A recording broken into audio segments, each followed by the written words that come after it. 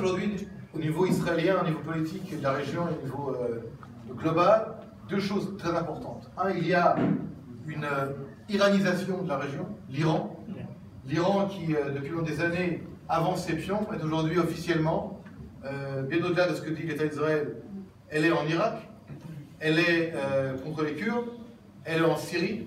Il y a 10 000 soldats iraniens, près de 10 000 soldats iraniens qui viennent de la révolution au sud de la Syrie, face au Golan, côté israélien, et la frontière syro-jordanienne.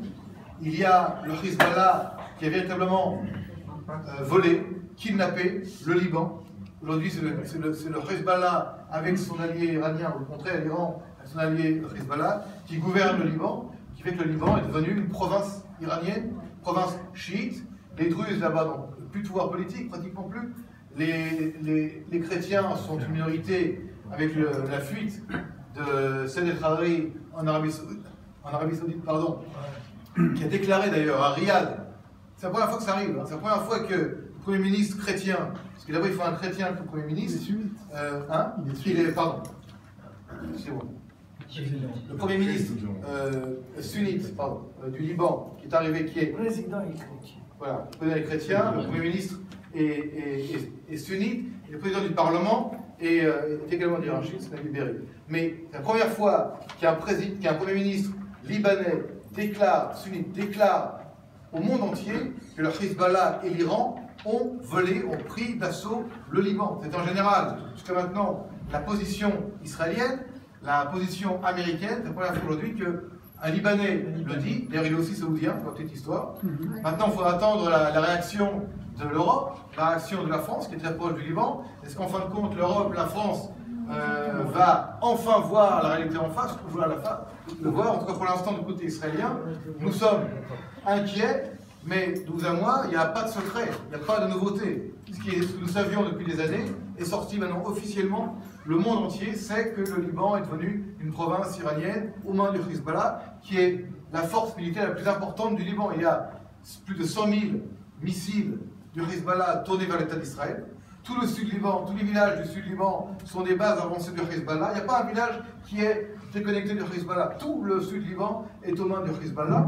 Et maintenant, il s'agit de savoir, est-ce que l'Iran, est-ce que le Hezbollah vont vouloir avancer leurs pions vers une action militaire contre Israël. Nous n'avons jamais été aussi près d'une confrontation directe avec les Iraniens. Et alors, quel est ton avis? Ça, c'est une bonne question. Mon avis est le suivant, c'est que moi je crois, ça a toujours été mon cas, j'ai écrit un livre en 2007 qui s'appelle Israël-Hezbollah, prélude de la Troisième Guerre mondiale, point d'interrogation. C'était juste après la Deuxième Guerre du Liban, donc je l'ai écrit, c'est publié, c'est pas quelque chose que je dis maintenant. Le Hezbollah est très puissant, et sa raison d'être, c'est la force militaire. Sans force militaire, sans volonté guerrière contre Israël, il n'a pas raison d'être. Donc on va arriver à une confrontation. Est-ce qu'elle va être directe? Est-ce qu'elle va être par le biais d'attaques, comme c'était le cas à l'époque à Buenos Aires, lorsque le Hezbollah et le bras armé de l'Iran ont détruit et ont tué des centaines de juifs des centres communautaires de Buenos Aires en Argentine et explosé l'ambassade israélienne à l'époque à Buenos Aires en Argentine? Est-ce qu'on va avoir à faire face à des cellules dormantes qui vont un petit peu partout faire des ravages également ici? C'est pas non plus impossible. Le Hezbollah est lié à certaines cellules arabes israéliennes, également à d'autres endroits du côté israélien. Je crois que si l'Iran continue dans sa route guerrière et d'hégémonie militaire, Manos, il n'y a pas d'autre issue qu'une confrontation directe, parce qu'Israël ne laissera pas l'Iran être un danger existentiel aux frontières d'Israël. Et les Russes alors? On ne veut pas la guerre. Mais ce qui se passe actuellement, c'est que les transferts d'armes provenant des arsenaux de Bachar el-Assad ou même des Russes vers le Hezbollah en Syrie, vers le Liban, sont pour nous une ligne rouge. Alors, dernièrement, les Syriens bombardent par des missiles anti-aériens des avions israéliens qui prennent des photos ou qui font des actions sur le territoire syro-libanais. Mais ce qui est clair, c'est que l'Iran a dit il y a quelque temps, si la Syrie n'est pas capable de défendre le territoire syrien, nous le ferons à leur place. Aujourd'hui, je vous dis, il y a des milliers de gardiens de la révolution, il y a du service de renseignement iranien, il y a des armes iraniennes, il y a des volontés iraniennes. Et aujourd'hui, les Iraniens sont en guerre face aux Saoudiens par l'intermédiaire du Yémen. Vous savez qu'il y a une guerre au Yémen entre les Houthis rebelles, entre guillemets chiites, et les sunnites. Dernièrement, il y a eu un missile qui était tiré vers Riyad. Il s'avère que ce n'est pas un missile tiré par des Houthis, mais un missile tiré par le Hezbollah, qui se trouve également au Yémen, vers Riyad. Et les chiites sont en guerre avec les sunnites, par l'intermédiaire de Hezbollah Houthi et par l'intermédiaire de l'Arabie Saoudite contre l'Iran. Il y a tellement de puissance militaire, tellement d'intérêt sur le terrain, que nous, Israéliens, on est quelque part très proche de cela. La seconde chose, c'est que, et ça c'est assez intéressant et ça c'est nouveau, c'est que depuis maintenant 5 ans, nous voyons un changement radical au Moyen-Orient. Une dislocation d'États arabes. L'Irak n'existe plus en tant que tel, la Syrie n'existe plus, le Yémen n'existe plus en tant qu'État, et l'émergence de grandes puissances non arabes qui sortent de ce Moyen-Orient en dislocation. La Turquie, l'Iran et Israël. Maintenant, ces 3 pays-là aujourd'hui sont des pays incontournables. Alors nous, on n'a pas de problème avec l'Iran en tant que tel, il n'y a pas de frontière directe, on est avec la Turquie.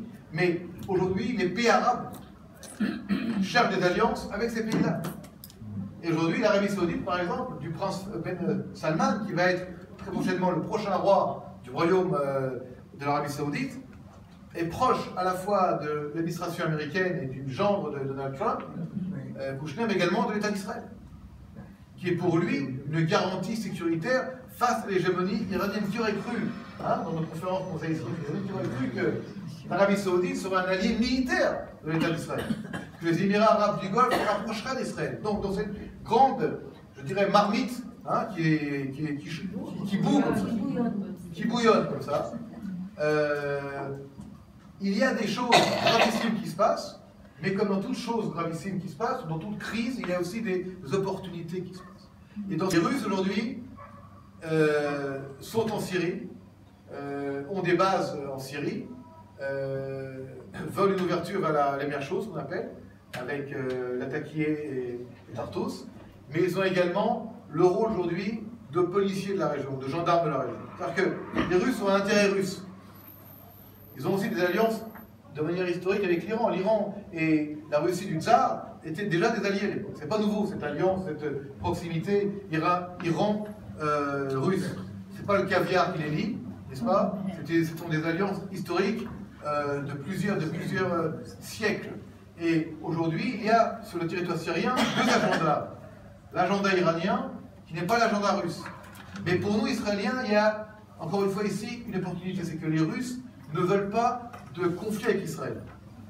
Ils ont aussi besoin d'Israël, parce que les Russes ont des problèmes avec les islamistes aussi chez eux. Donc ils veulent d'un côté garder leurs options et leurs intérêts en Syrie, dans la région, mais ne veulent pas non plus que l'État islamique, ou des choses qui ressemblent à l'État islamique, pénètrent en territoire russe, où vivent quand même aujourd'hui, dans la Russie russe, n'est-ce pas, 40 millions de musulmans en Russie. Et je ne parle pas des républiques ex-soviétiques musulmanes autour de la Russie de Poutine. Donc, les Russes ne sont pas pour un islamisme, ni pour. Mais pour Israël, aujourd'hui, ça nous permet d'avoir un allié, en tout cas, pas un allié, c'est pas le terme, d'avoir un État qui coordonne et qui, en tout cas, n'est pas contre nous quand on fait des actions contre les Syriens ou le Hezbollah en territoire syrien. Ce qui est aujourd'hui très inquiétant, c'est que est-ce qu'il faut pousser l'Iran dans ses extrêmes? Par exemple, les Américains aujourd'hui jouent une carte où avec Trump, où d'un côté, ils ont été avec l'Iran tant que l'Iran était contre l'État islamique, et puis quand l'État islamique a battu pratiquement défait à Mossoul et à Raqqa, et à Deir ez-Zor, là, chaque pays revient un peu à ses premiers intérêts. L'Iran ne veut pas quitter la Syrie, elle est au sud de la Syrie, la Turquie est au nord de la Syrie, les Américains voient l'Iran comme un danger nouveau maintenant.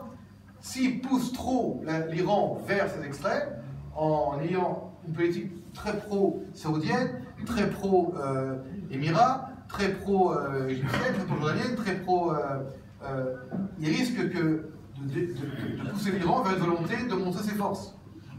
Donc, question que tu poses, Israël ne veut pas la guerre avec l'Iran. On ne veut pas la guerre avec l'Iran. On ne veut pas une Iran nucléarisée, pardon. Ah ouais. Et l'Iran est proche du nucléaire. Mais oui, ils veulent.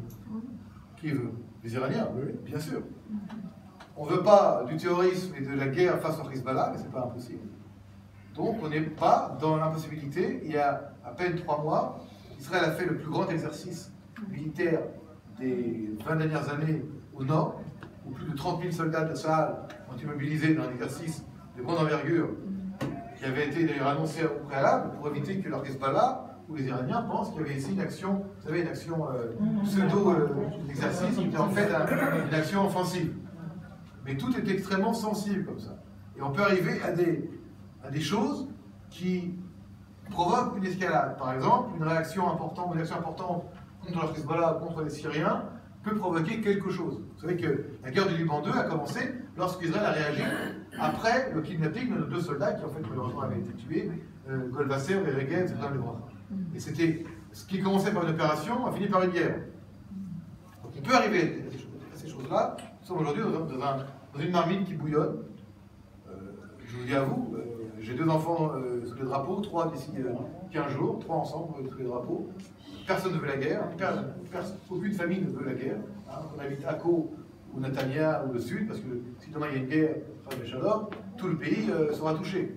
Les missiles de Hezbollah, avant ils touchaient que Kiryat Shmona et Metula, maintenant ils peuvent couvrir tout le pays. Et le Hamas, on a vu le Hamas, ce petit Hamas, avec ses Fakakte fusées qui arrivent à toucher Tel Aviv.